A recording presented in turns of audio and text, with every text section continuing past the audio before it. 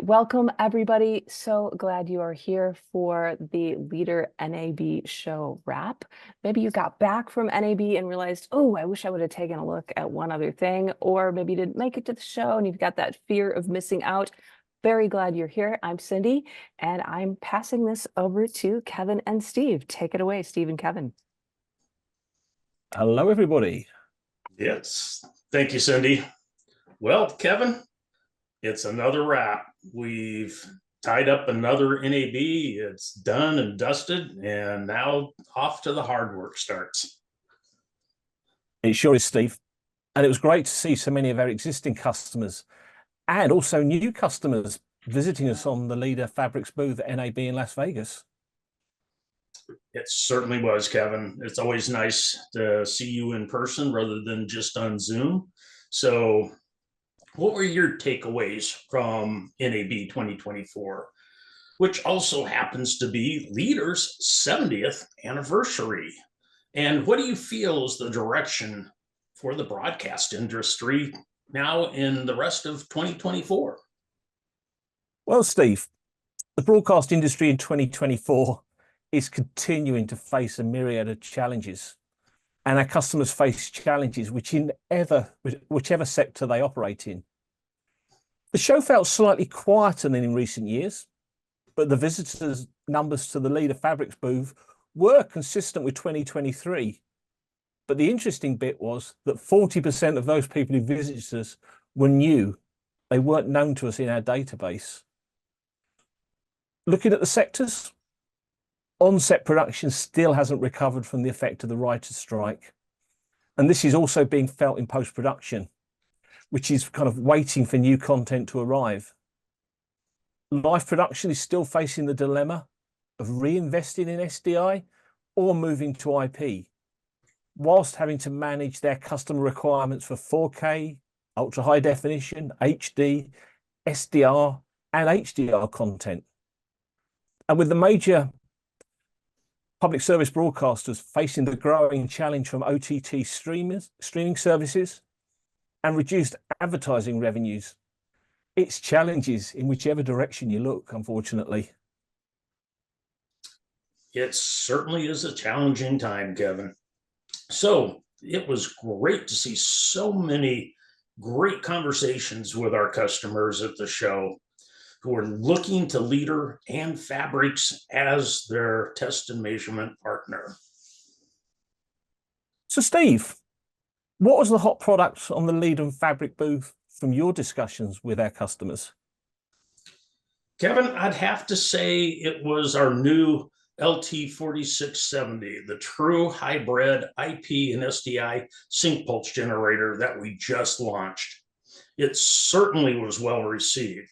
The nice thing, it has both SDI and IP references at the same time, all locked to the same clock, so they can never be out of sync.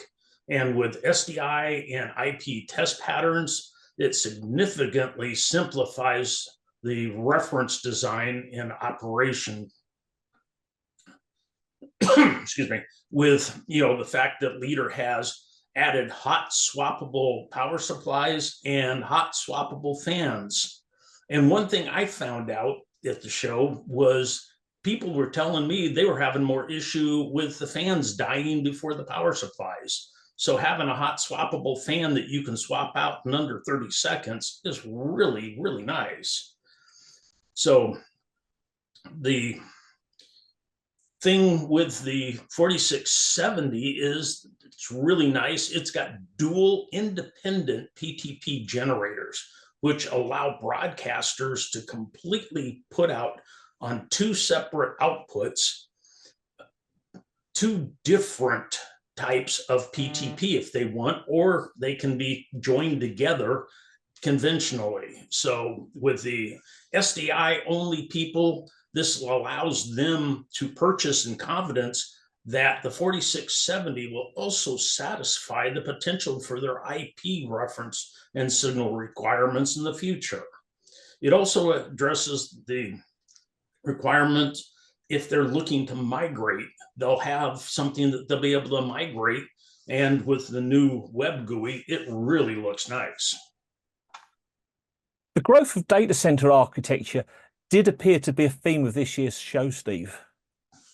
It certainly did, Kevin. We had a number of customers looking at the cloud and looking at our cloud offering, which is certainly attracting interest. With its capabilities of being able to display both compressed and uncompressed video signals in a live production environment in the cloud, and give us traditional experiences like waveform, vector scopes, and being able to see ancillary data in a format that we understand as broadcasters.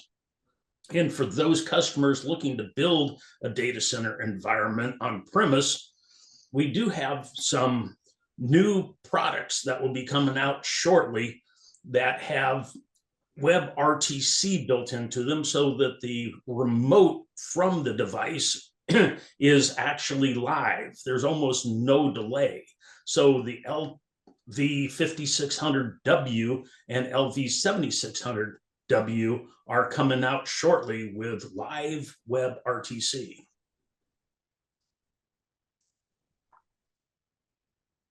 And there we have the rear panel of the new W series. And for those familiar with the 5600, you can see that there is now a second Ethernet port, and that will be the WebRTC interface. We also demonstrated for the first time the Leader NDI checker. This was a technology demonstration, so it's not a shipping product at the current time. Its functions include listing NDI senders in the network, picture display detailing, format, bit rate, and frame rate. It was interesting, Kevin, that it wasn't just the Pro AV people who were investigating the NDI checker. So broadcast companies were also interested too. With the growth of HDR, it was great to see a number of enhancements to the Leader Zen series, which are available as free software updates. And these include the ability to import a 3D LUT into the waveform monitor. On the Zen series, which is the entire line of Zen series waveform monitors within Leader, we can now import full 33-bit 3D LUTs, which support the recall of up to 10 tetrahedral and interpolated 3D LUTs, which will benefit on-set production and live production in the waveform monitors. Just a note on this, for those customers looking to use this, you do have to have the HDR software license. So that's SCR23 enabled on your device. So with the SDI output of the 3D LUT conversion, this is going to allow DITs to reduce the number of LUT boxes they need on their cart for on-set production. And also with the LV5350's battery operation, you can have a 3D LUT conversion whilst operating remotely. And post-production can benefit if you're working in HDR and delivering in SDR, which a lot of productions are doing this day. By switching on the 3D LUT on the waveform monitor, you can confirm the SDR deliverable, retain the artistic intent by viewing the waveform, vector, CIE color chart, and histogram in SDR prior to creating your Dolby trim pass. But probably the area that I had the most discussions with at the show is live production. Having a 3D LUT import capability in a live production environment, as camera shaders in the majority of HDR productions are working in standard dynamic range, having the HDR to SDR 3D LUT on the waveform means they are actually seeing what the SDR program output looks like. And it also removes the requirement for a host of HDR to SDR conversion products. And in addition to 3D LUTs, the Zen series also now supports full range video. And Kevin, in addition to the 3D LUT and the full range SDR support in the Zen series, we now have new Cinezone false color displays. We have user A, user R, and user S. With these, it's built-in false color with the user A for ARI, with user S for Sony, and the user R for red. And with the ARI, it matches log C and log C4. So exactly what they see on their camera displays, we can duplicate that on the waveform monitor. And with the log C4, it can also read the payload ID of the exposure index and adjust the waveform monitor automatically. So as the director of photography is adjusting the exposure index, the waveform monitor will follow with no intervention. So the LV5350, which has become synonymous with DITS for cinema and high-end TV production on set, by adding these three new Cinezone tools, these will be extremely popular. And for any of you who are heading to Cinegear, we should have this on display on the ARRI stand at Cinegear in LA in just over a week's time, Steve. Yes, Kevin. And there are a couple of other enhancements in the Zen series. For IP operation, the LV5600 and the LV7600 feature audio mapping diversification, which individual audio streams to follow the SMPTE channel order convention as listed in the 2110-30 and be monitored in both the audio meters and in the Lizadu display. We've also added NMOS clean switching, which now provides an overlap, a make before break type of operation on the IP. So Leader has now also added alarming for the 2022-7, so we can notify customers if one of the one-for-one flows to the packet picker is not well behaved. So we also have added enhancements to closed captions. So within the closed captions, we've added language, we've added source ID and time code continuity. So if you have a program with a break in time code continuity, we'll actually put that into the event log and actually notify you on the screen. We also saw a number of significant feature enhancements for the PHABRIX product range at NAB, didn't we, Steve? We certainly did, Kevin. And one of the most eagerly anticipated was the single boot mode upgrade for the PHABRIX QXL and the QXP. A large number of people are having to manage the transition from SDI to IP. And with this, in the past, you had to actually reboot to switch between modes. Now, with this new load, all you have to do is click on the opposite source and it'll walk from SDI to IP back and forth without having to reboot. So on the QXL and QXP, we can seamlessly make this switch. And I understand from talking to engineering today that the final QC process has taken place. So watch your inboxes. If you've got a QX series product, you will be receiving an email detailing how you can update to version 6.0. That's correct, Kevin. The QX series can now also support SD to eUHD. And for those of you not familiar with eUHD, that's UHD 444 RGB in 12 bits. That's a 21 to 23 gig payload for 4K content. At trade shows like NAB, we love to get lost in the latest technology, but we sometimes forget that there are a large group of customers who have no interest in ultra high definition. HDR, or IP, and are simply looking for a like-for-like replacement for their aging test and measurement products. They sure are, Kevin. And we met a lot of them at the show who just want to get a standard def HD waveform monitor. Before Leader acquired PHABRIX in 2019, the RX series was always so difficult to sell against. It's got such a comprehensive set of features and analysis tools, and the price is unbelievable.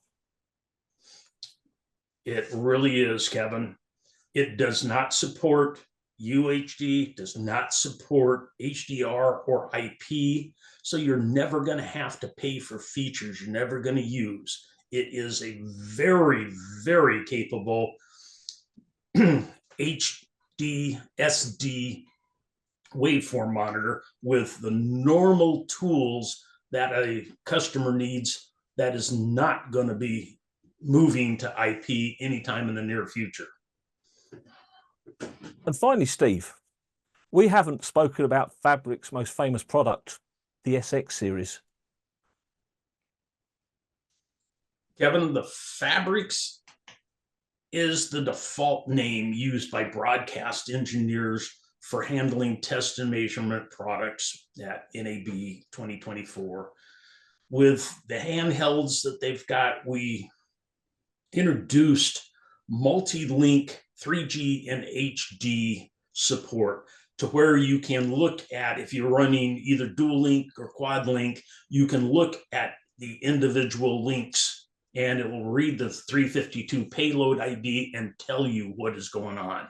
So with the SXA, the SXD, the SXE, along with improved battery power management, and then the SX tag also has new features of the reference out being phase locked to the reference. You mentioned in your introduction, now the hard work starts. And we've had lots of customers and potential new customers visit us on the Leader PHABRIX booth at NAB 2024. Now we have to follow up all of these demonstration inquiries, Steve. We sure do, Kevin. But it's the show so that we are continuing to develop test and measurement products that meet our customers' need and appreciate. So regardless of whether you're doing SD, SDI, all the way up to EUHD over IP, Leader and PHABRIX have the test and measurement products to suit your operational requirements and budget. So, if you want to know more about the Leader and PHABRIX product range, then you can either contact Steve or myself, and our numbers are currently displayed on the screen. Or alternatively, you can visit the new Leader PHABRIX website at www.leaderphabrix.com. Or we have the Leader PHABRIX YouTube channels, where not only do we have a number of the webinars that Steve and I have done over the last couple of years, there are also product videos, but also we talk about test and measurement techniques so that you can understand when you're talking to your clients and customers about what they're trying to achieve with test and measurement. So Steve also discussed about industry trends and test and measurement. We'll next be exhibiting at IBC 2024 in Amsterdam in September. So I think we've got a busy run into September where basically we turn the machine and we do it all again. We certainly do, Kevin. And I just want to thank everybody for joining us on this little webinar, just to kind of give you a real quick snapshot of what we did and what we had at our booth in NAB. And I just want to thank you for joining. And I'd like to also follow Steve's thank you. And as I said, if you have any questions, Steve and I are available to take those questions. And if you want a demo of our products, please contact us and we'll make sure that the relevant account manager gets in contact with you. So until September, until the fall, And Amsterdam, Steve. Yes, sir. I look forward to seeing you in Amsterdam. So everybody have a great morning, great evening, and want to thank you very much. Thank you, everybody, and have a good day.